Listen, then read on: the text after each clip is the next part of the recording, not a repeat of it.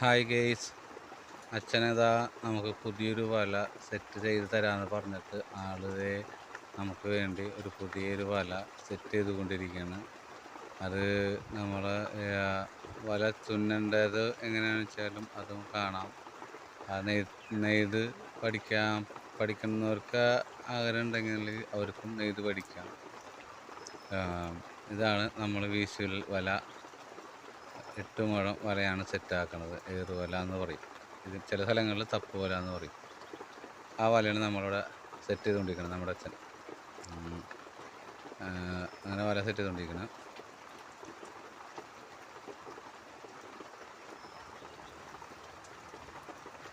പുറത്ത് നല്ല മഴയും.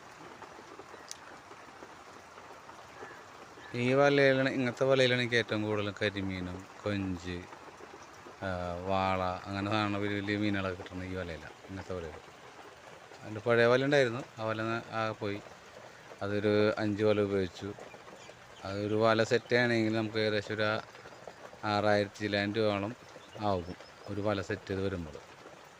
അതിനുള്ള നൂല്, ആ കിടക്കണ പച്ച ഇളപ്പ്, ഇത് വലമ്മ ലൂസ് മേടിച്ചിട്ട് അത് സെറ്റാക്കി എടുക്കണതാണ്, കൂട്ടിയെടുക്കണതാണ്